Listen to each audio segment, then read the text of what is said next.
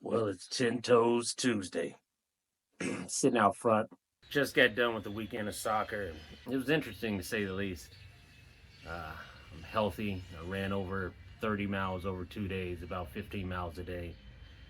There were some extraordinary things that happened this weekend that made me want to get on here and tell you to, appreciate your health, but at the same time, stop listening to people.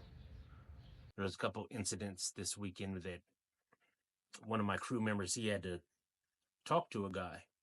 He had to tell him basically to mind his business and that he's the reason why there's a shortage of referees. But we'll get into that later. But right now, you know what time it is. If I haven't said it before or I haven't said it today, it is 10 Toes Tuesday.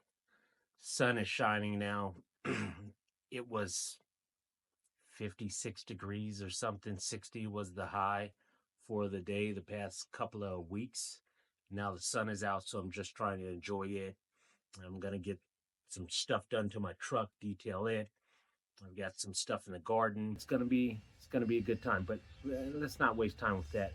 Let's get into what we are here to talk about today. But before we do that, I want to go over this. I've been growing these little cabbages in my front yard, and I put them in buckets. This is my first time growing cabbages.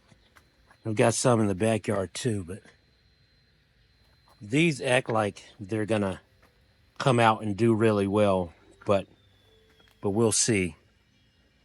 I don't know how much faith I have in them. They look pretty. The leaves are big. Got 3 buckets.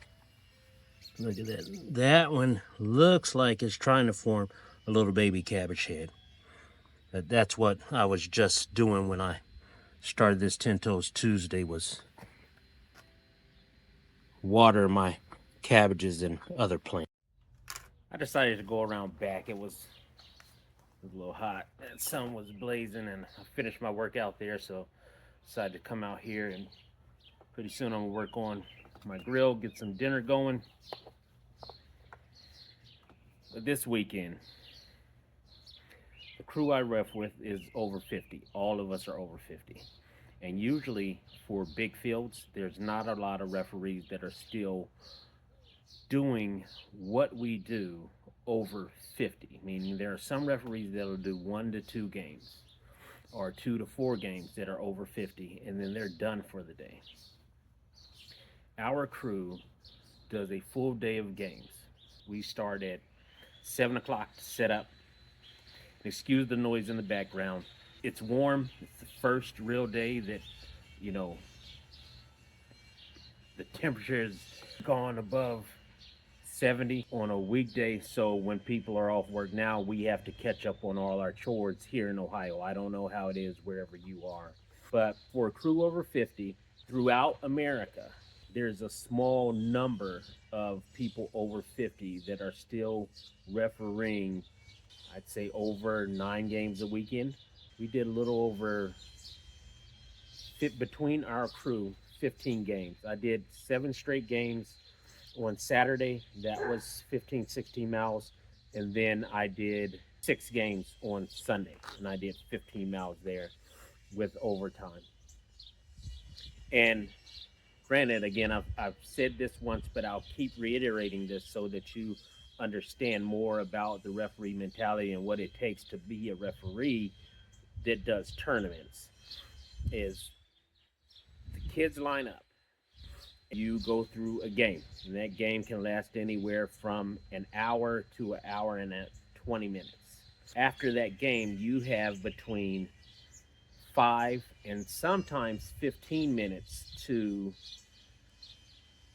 get some food, check in your teams, and get on the field and have it start on time. They do not want your fields to be late. Most of the time, it's between 5 and 10 minutes. 15 is a good grace period. By the end of the day, you are tired. By the 5th or 6th game, you're in auto mode. You've done this so long that you make automatic calls. Your body just knows what to do. It's not for everybody, but it is for me. And to be 50 years old and still be able to run with 17, 18, 19-year-old girls and boys, which I had this weekend, is a blessing. And I have to count that as a blessing. When the signer who assigns you games, he sends out or she sends out an email. In that email for this particular tournament, he's over 50. He said, I know how challenging this is. It's going to be warm this weekend. Take your time, and anything over 4 games, I really like for you guys to have a break. I know how hard it is because it is hard on your body. So over 4 games, 4 a day is a lot for a person. I did 7. And what I determined was 4 is a lot for him. Same thing with you. Someone may tell you, oh, I wouldn't do that because that's a lot. That's a lot for them. That's their perception. That may not be your reality. You may be able to do double what they do. So I really count my health. I really stand 10 toes down on trying to take care of myself and my body and be in shape. And it may not look like it at all times, but I am in shape. I'm in better shape than a lot of 50-year-olds that I see. And then there are some 50-year-olds that are in a lot better shape than me. But I only measure for myself. I stopped comparing myself to other people a long time ago because what they can do, I necessarily may not be able to do. But there's some things that I excel in. You have to find that for you. Don't listen to somebody else that's saying you can't do something because they can't do something. And listen to me again. Don't do something that somebody says they can't do because that's them. That's not you. You may be able to do it, but if you listen to it and you say that makes sense, then you've already defeated yourself. We're in our 6th game. We've got our tent set up. We've got the table. You've seen some, but this time I had a bigger tent. And no, it's not enough time really, even when you have a break, for me to take video, at least not right now. That's not one of the arts that I have practiced. I've started, I've given you a minute or 2 videos, and we started to do that, but we'll get to that. Anyway, back to what I was talking about. This guy, let me scoot in a little bit. Let me get a little drink. Bear with me.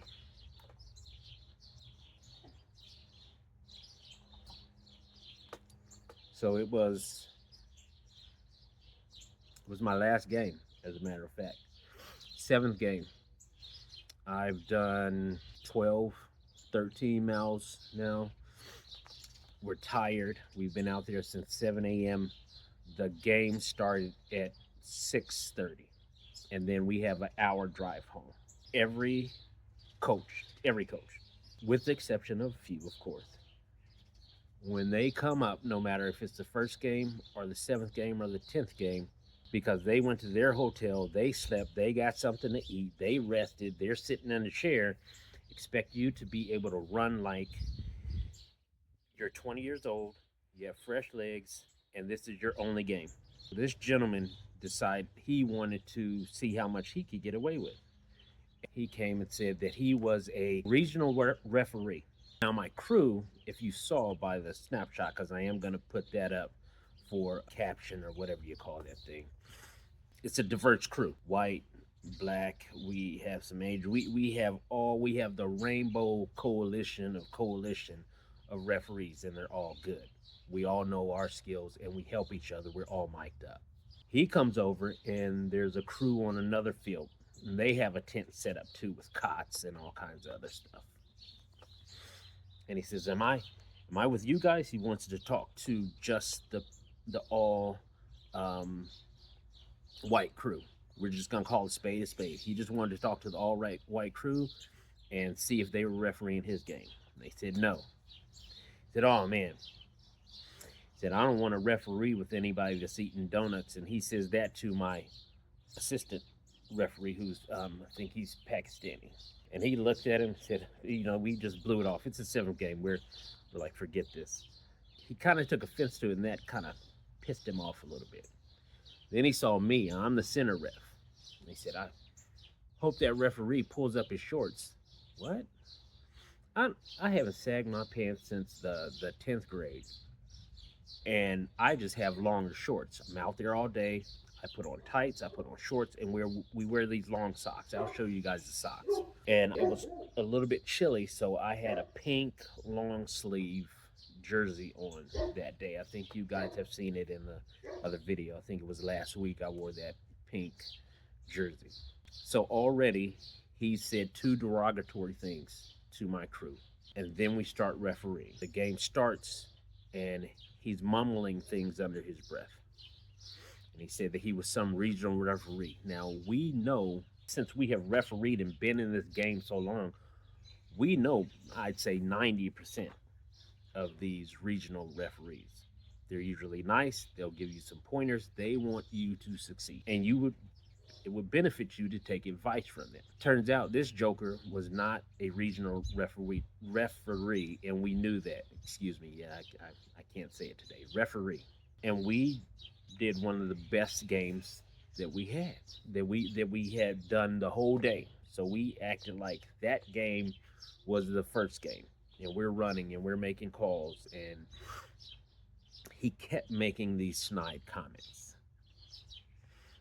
And I don't know if you have someone in your life that does that, or a boss, your dad, your mom, a sibling, somebody at your job, the lady at the grocery store. I don't know. But sometimes you just have to ignore people's BS. And that's what we were doing. It got to a point where we couldn't ignore him anymore. Halftime came. Now I just don't care. I didn't say anything to him, but he's a coward. And I call him a coward because he would not say anything to my face. And he wouldn't say anything to my partner's face. He just kind of did little sly comments. And when you're a coward like that, that's what you do. Halftime comes. Halftime is about 3 minutes. That's enough for you to walk across the field, get a drink of water. You go back out on the field. You run another couple miles. During the halftime, he started making comments, not towards me, and wouldn't say anything to me. But he finally said something to my coworker, my partner. He said, if I was him, he would be doing this different and this different and this different. And my partner said, "Hey," he said, "I want to tell you something. Let me give you a little story." And he broke this down in the most eloquent manner that he could, and told this man to fuck off without telling him to fuck off. And what he told him was, I have kids that are soccer age. They used to be soccer age children. They now can referee. And he broke down what happened to them. That they used to referee, and they would get out here, and it would be adults that were berating them, and it would be parents and coaches and things that were not trying to help in the spirit of the game. They were trying to hinder. And that he is supposed to be this regional referee that he didn't believe that he was. And that if he was actually a regional referee, that he would be trying to lift up the spirit of the game instead of breaking it down. And that he's the reason why his children, meaning my partner's children, and other children and adults don't come back to referee. It's because of him that he makes a bad name for the game and the spirit of the game. And then he told him to sit down and take care of his kids. Concentrate on the game and your kids and winning, and don't concentrate on what we're doing. We have this out here. We're mic'd up. All of these calls are being made by three individuals with different angles who are talking about the same thing to make the right call to make his game better. Guess what he did? He sat down. He shut up. He didn't have anything else to say. The next morning, when we went to check in, as we knew, he was not a regional referee.